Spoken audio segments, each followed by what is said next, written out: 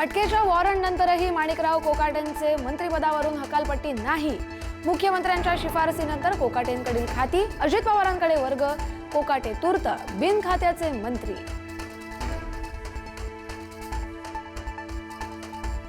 क्रीडा मंत्री माणिकराव कोकाटेंना कोणत्याही क्षणी अटक होण्याची शक्यता। वॉरंट निघताच प्रकृतीच्या कारणास्तव कोकाटे लीलावती रुग्णालयात। उद्या हायकोर्टात सुनावणी।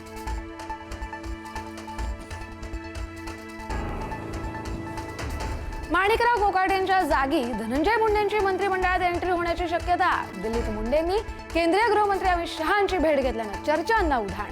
तर परळीच्या वैद्यनाथ मंदिर विकासासाठी अमित शहांना भेटलो, धनंजय मुंडेंचं स्पष्टीकरण।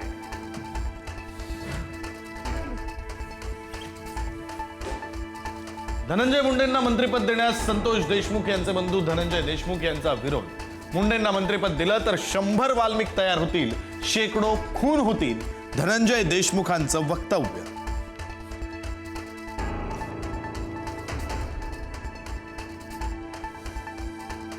माणिकराव कोकाटेंना पोलिसांनीच पळवलं, मुख्यमंत्र्यांच्या सांगण्यावरून कोकाटेंना लपवलं जात आहे। प्रकाश आंबेडकरांचा हल्लाबोल।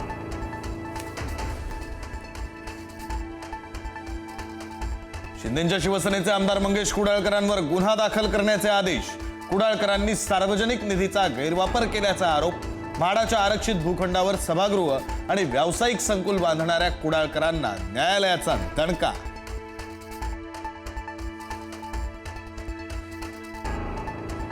काँग्रेस आमदार प्रज्ञा सातव कमळ हाती घेणार। आज भाजपमध्ये पक्षप्रवेश होण्याची शक्यता। ऐन पालिका निवडणुकीच्या तोंडावर काँग्रेसला मोठा धक्का।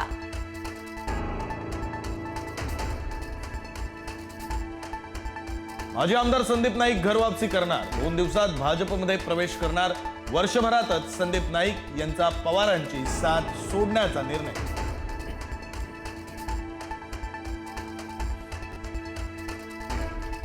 सांगलीच्या ईश्वरपूरमध्ये दोघांकडून शाळकरी मुलीवर अत्याचार। पीडितेला मारहाण करत विवस्त्र सोडून आरोपीचं पलायन।